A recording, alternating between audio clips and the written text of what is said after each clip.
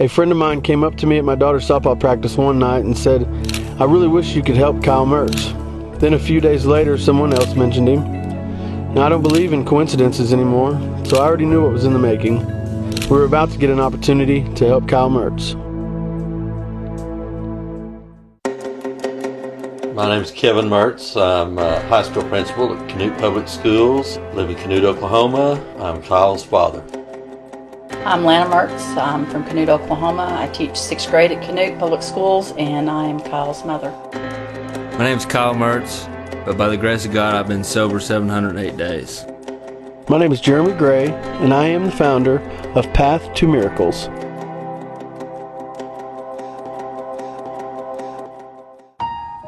What was Kyle like growing up? Ornery. Into everything, busy. Loved outside. Always wanted to be outside. My best friend lived a block down the road, so we'd always ride bikes. Just typical childhood, do anything I wanted to pretty much. Play basketball, and just stay busy. In the empty field down from our house, they built their own baseball field and played baseball all the time. Wanted to do everything his brother did. Talked his dad into taking his training wheels off when he was 2 years old. To learn to ride his bike. Dreams as a kid was, I planned on going to college. Had a dream playing basketball in college. Wanted to be a highway patrol when I was growing up, or younger and growing up. That's what I really wanted to do, was to help people by being on the side of the law. I guess our first indication of things maybe going south, so to speak, was later high school years. We just noticed some things maybe that we never did really figure out what it was, but we knew something was, his personality began to change a little bit, and maybe was doing some things that we could never catch him doing, but we'd had some things go on at the school, and we primarily thought it was just maybe high school teenagers drinking and stuff, and kind of had our head in the sand. So I think a lot of on this deal, it only happens to other people. This won't happen to us. With nothing to worry about. After that, personality began to change a little bit. Became a little more agitated at us when we would get on to him about being in at night and curfews and things like that type. But nothing super out of the ordinary, so to speak. No. In high school, he had a fight one time in the locker room at a basketball game, and it was kind of out of character for him a little bit. He's usually pretty easygoing and stuff, and he just kind of got where people knew how to push his buttons, and he would get his anger, but not really bad, but just changed. He just didn't want somebody to tell him what to do anymore. Things really started changing whenever I was 13 and lost my grandfather, my mom's dad. I never went through loss in my family before that, and my grandpa was always there for me growing up, and to lose somebody like that, really, I didn't know how to deal with it. The night he died, he gave me his pickup. I didn't think anything about it then. Whenever it was Halloween, he told my grandma that the pickup outside was mine,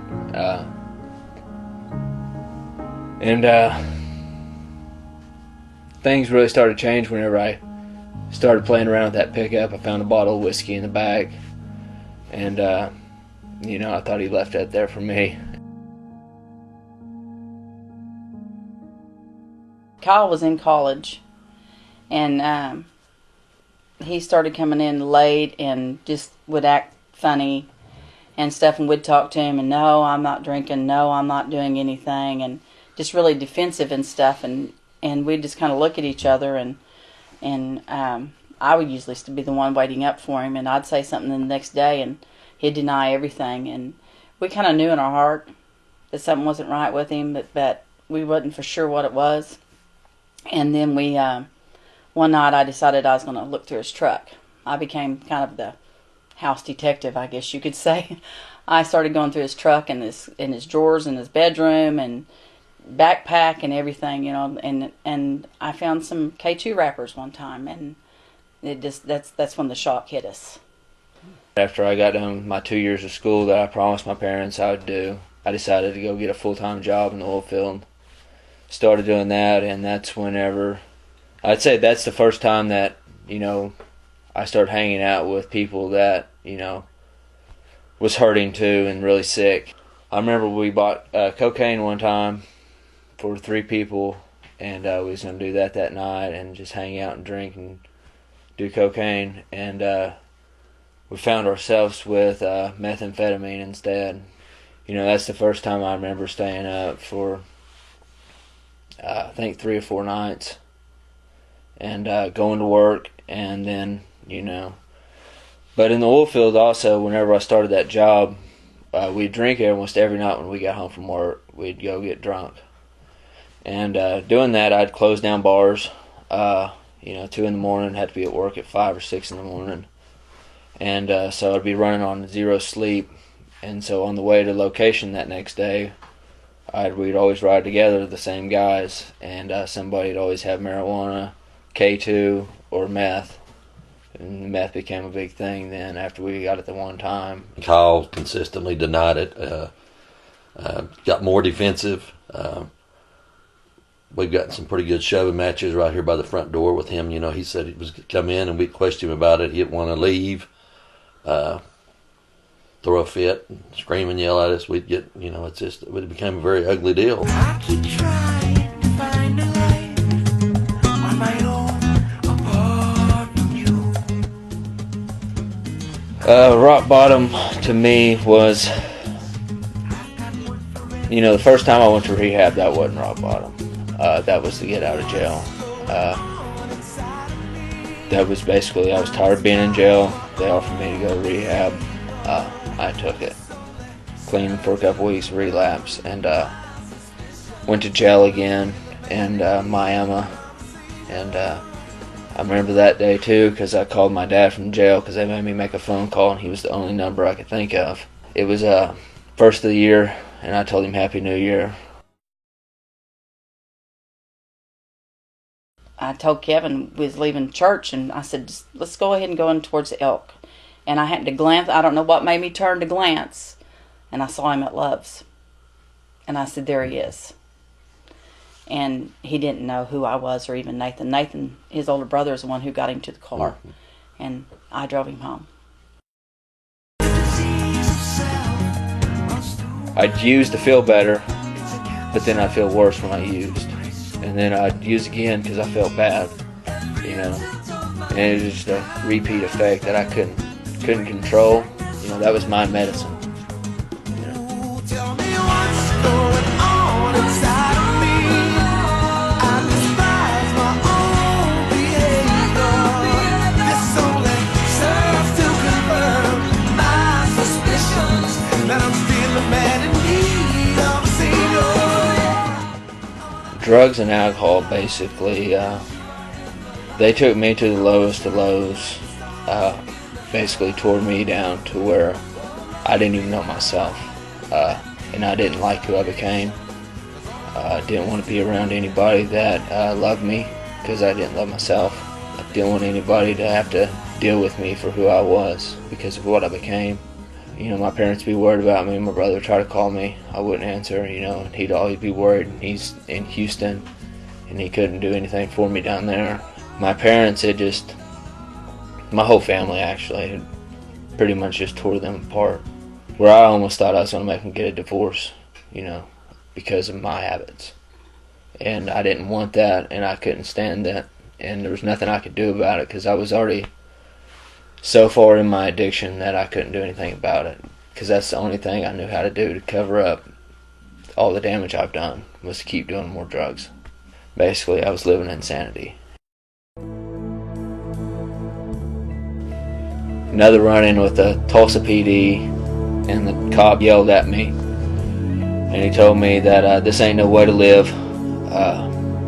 If you got family that love you, they don't want to see you like this. He was either going to shape up, change his life, or he was going to be in the penitentiary or in the cemetery. And I called my dad and told him I was done, and I truly meant that time I was done. I told him I was done a lot of times. But the actual cry for help was there, and I really meant it that time. I was done with drugs and alcohol. They I was tired of living in insanity.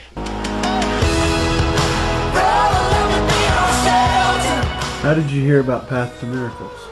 Came home and I got my laptop out, my iPad. We started researching and found a couple places, a couple of names, and researched them and called and visited with them. And they kind of told us that it had to be his decision, that we couldn't put him there. And in that process, Path to Miracles came up. My class is always the last to leave because we're probably the busiest because we're the oldest. And we walk out the door one day and there's no other kids out there. And I kind of look around and I see you standing across the parking lot waiting on your girls. And I came home and I told Kevin, I said, something's telling me that I need to talk to him. And Kevin beat me to it. Yeah, because I was later that week or a couple weeks or so after there was an activity at the tech center where you and your wife and the daughter was there and everything, and I come up and approached you then. And we're looking at trying to figure out what to do with Kyle, and I think your comment was something, when he's ready, I'm there, Heard about Path to Miracles. I was at the other rehab. That seems like someplace that I would like to go, or do that. They look like they're happy. There's nobody here that's happy. And then after I got in trouble, I told my dad, I said, I want you to call Jeremy Gray. And I'm sure it was I know it was in a cry because I was crying. And I said, I don't know. He said, what do you want me to do? And I said, I want you to call Jeremy Gray. With all my charges and legal problems that I had going on at the time, I pretty much drained my parents of money. What Path to Miracles did was they gave me a place to stay until they found me a bed at Rob's Ranch. So they put me in a house, fresh off the streets basically, put me around a bunch of other addicts and alcoholics to take care of me until a bed opened up at rehab. And then they helped me get a scholarship and funded my stay at Rob's Ranch. I didn't want to go down there. I've been in a rehab center before, and I didn't like it. So I was battling, the inner self, not wanting to go to rehab again. He wasn't getting the help he needed.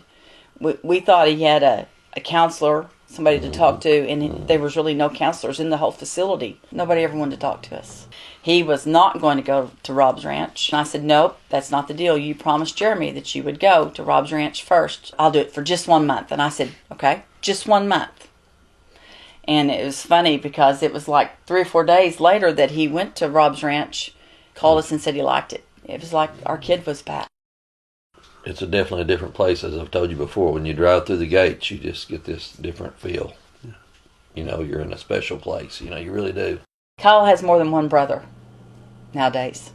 Yeah. They may not be all blood, but he has more than one brother. I can't remember who it was somewhere, and they came up to me and they gave me a hug and they said, oh, I just saw Kyle. And I said, you did? And they said, yeah. And they looked at me and smiled, and I said, did you see Kyle? And they said, yeah. We saw Kyle. We saw Kyle in his eyes again. He's back.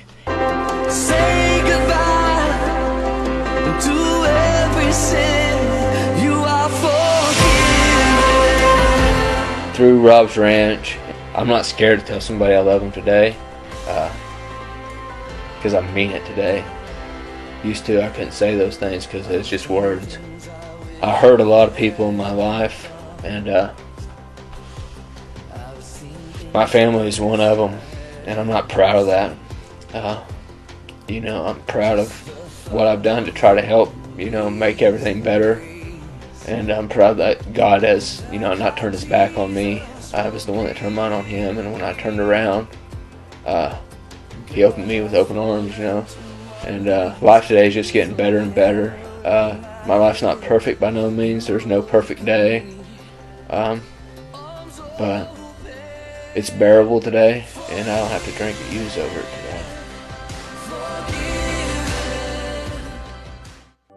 We're the Merzes, and we believe in miracles. I'm Kyle Merz, and I am a miracle.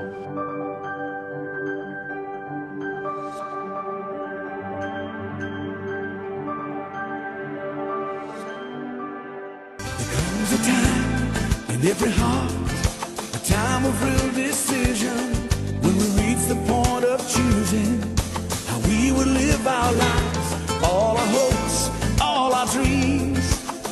rise up from that moment, the moment we surrender and choose to follow Christ.